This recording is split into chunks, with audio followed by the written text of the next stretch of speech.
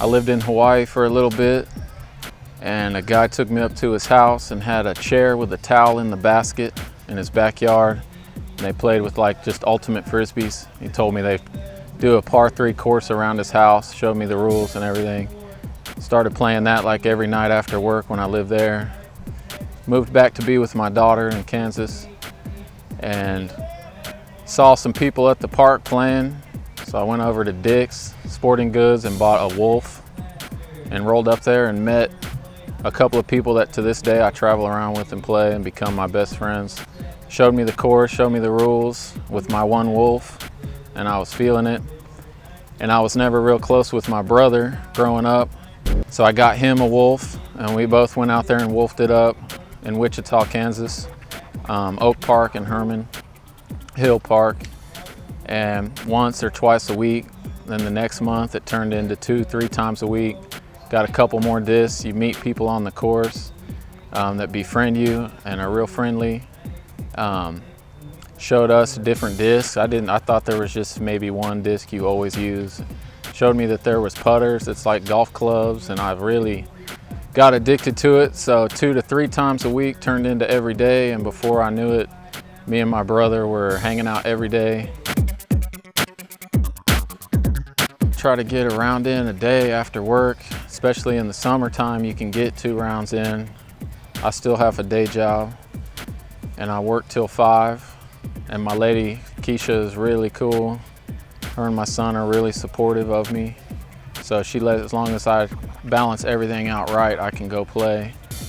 So I get about 4 or 5 rounds in a week. And then usually we go out of town to tournaments, KDGA, Oz Tour events, or DynamicDisc events.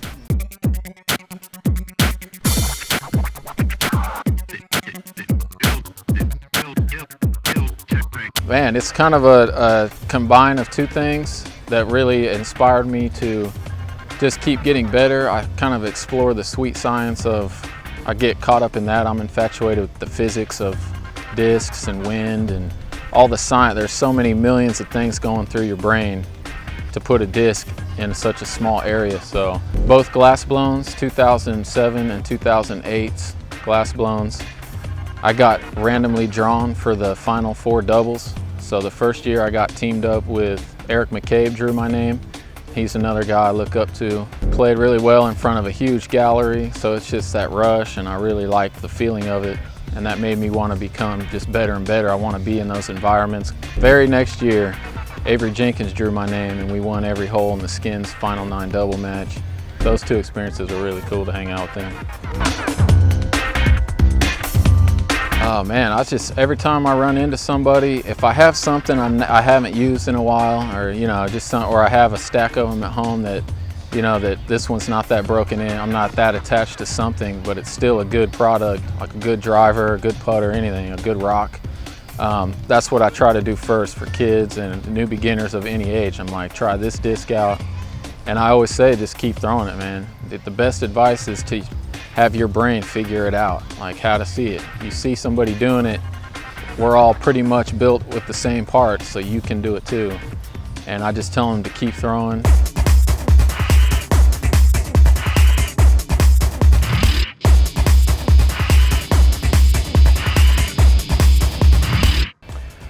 Oh, for that reason that I explained, kind of dabbled in earlier.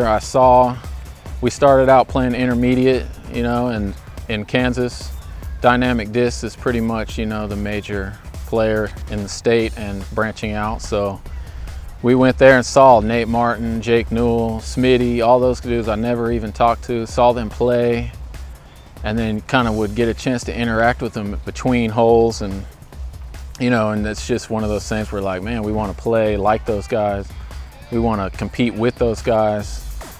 Very inspirational just to see what they're doing. Like, if that can be done, I can do it. That kind of mental state, like if these guys are good and can do it with hard work and positive mindset, me and my brother can do it. So we saw them at a DynamicDiscs event and just would always show up, came more and more, friendly to each other, would see each other around. And then just got in contact with Jeremy, kind of showed me what his mission was on spreading the gospel of disc golf across the world. So we were just really on the same page as far as creating those environments for players across the country.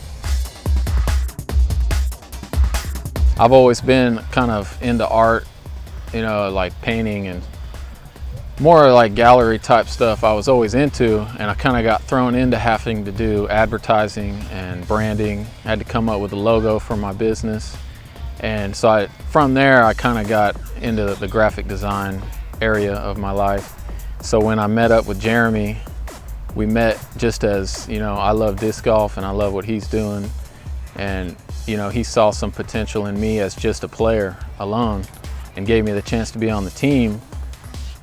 That's when I was like, man, I can, you know, he's doing stuff that's really good and coming out, and I just wanted to help him take that to the next level. Like, everything can always be better. Playing, art, anything, you can always do something crazier. And so I offered to do, you know, flyers, a couple of disc dies, posters, shirt designs, and then it kind of just snowballed from there. After I did the winter warm-up stamp, that was real popular. Just making stuff look good, kind of separate yourselves from the normal stamps with just text. And same with the shirts, skip just the text, let's throw a little something in. People want to see it and identify with it, and I like that too. Just get to be artistic.